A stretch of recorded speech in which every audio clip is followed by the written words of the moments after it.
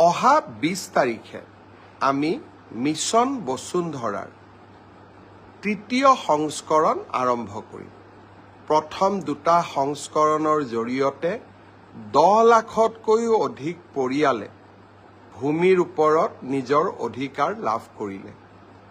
Mission বসুন্ধৰাৰ তৃতীয় সংস্কৰণত আমি এইবাৰ অৱশিষ্ট যিসকল পৰিয়ালে ভূমিৰ অধিকাৰ লাভ কৰা নাই তেওঁলোকক ভূমিৰ অধিকাৰ দিবলৈ আমি প্ৰচেষ্টা কৰিম।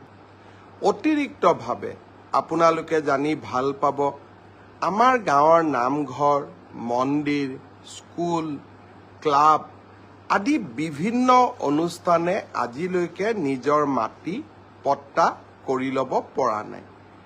এইবাৰ আমি ব্যক্তিগত পৰিয়ালৰ মাটিৰ উপৰিও সামাজিক অনুষ্ঠানসমূহক মাটিৰ পট্টা প্ৰদান কৰাৰ ওপৰত গুৰুত্ব দিছোঁ।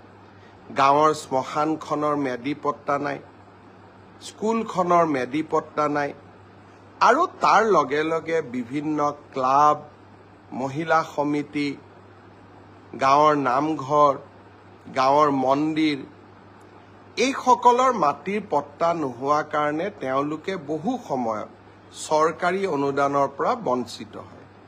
মিছন বসুন্ধৰা 3ত ভূমিহীন লোকৰ উপৰিও যিসকলৰ এনেকুৱা সামাজিক অনুষ্ঠানৰ মাটিৰ পট্টা হোৱা নাই তেওঁলোককো আমি মাটিৰ পট্টা দিবৰ বাবে চেষ্টা কৰিম।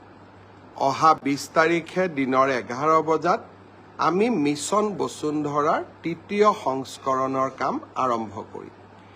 এইবাৰ মিছন বসুন্ধৰাত ভূমিপুত্ৰ সমাধান হোৱাত মই সঁচাকৈ আনন্দিত। গুৱাহাটীৰ পাহাৰ অঞ্চলত বাস কৰা লোকসকলৰ মাটিৰ পট্টা আমি দিয়াৰ পিছতো প্ৰিমিয়াম বহুত হোৱাৰ কাৰণে তেওঁলোকে মাটিৰ পট্টা গ্ৰহণ কৰিব পৰা নাছিল। মিছন বসুন্ধৰা 3ত এই প্ৰিমিয়াম লেণ্ডৰ কাৰণে যি মাটিৰ প্ৰিমিয়াম দিব লাগে তাকো আমি যথেষ্ট হ্ৰাস কৰিছোঁ।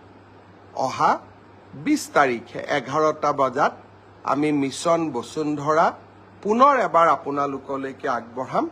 আপোনালোকে সকলোৱে এই আঁচনিৰ সুবিধা ল'ব।